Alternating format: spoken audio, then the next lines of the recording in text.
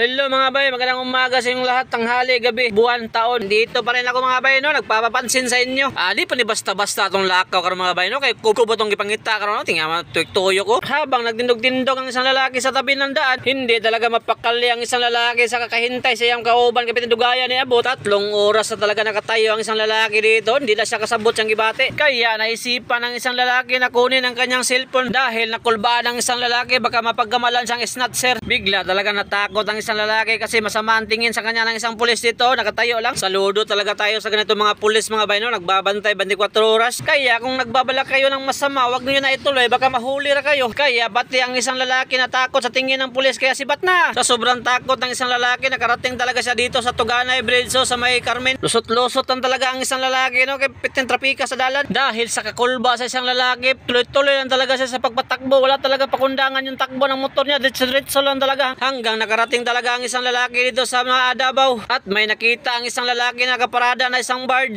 kaya biglang sumakay ang isang lalaki. Pagsakay ng isang lalaki sa barge, tuwang-tuwa talaga siya kasi may bibig girls siya nakita dyan sa unahan. Hindi na natin pinakita yung bibig girls na baka magalit yung kasama niya. Kinabukasan talaga na maaga, gumising yung isang lalaki kasi nagluto talaga siya ng kaldereta. So ganyan talaga magluto ang isang lalaki ng pamaramihan, pamalakasan ba. Napakaswerte talaga ng isang lalaki kasi imbitado na po siya sa birthday dito sa may Samal. At dito ginalingan talaga ng isang lalaki, pinaikot-ikot ang ulo ng baboy. Dahil birthday talaga ng kambal anak ng aking pinsan, kaya naglitson ulo ng baboy yung ginawa natin ngayon. Habang hindi pa tapos ang pagluluto ng litson baboy, dito nakita ko si Uncle, pasayaw-sayaw talaga si Uncle, tuwang-tuwa dahil dumating kami sa buhay niya. At hindi ko talaga alam kung anong klaseng sayaw to, kaya video tingin-tingin at tuwang-tuwa lang talaga ako sabang na pinapanood si Uncle na sumasayaw. Ayan, tumatagay-tagay pa talaga si Uncle, lasing na pala to. Oh yeah! At dito talaga makikita ang isang lalaki, nagbugsay-bugsay talaga siya, bisag way bangka dala. Nagpractice ang lalaki kay hadlock boundload, let's go. At tubang na po sa kamera ang isang lalaki, aruning nang gwapo. At dito nisakay namin sa bangka, yan kumakaway pa si Antihili, no. Kasama talaga ang mga pinsan ng isang lalaki. Dito kami sa isang bangka talaga, lumalangoy-langoy talaga yung bangka. At dito sumisid talaga ako sa ilalim ng dagat,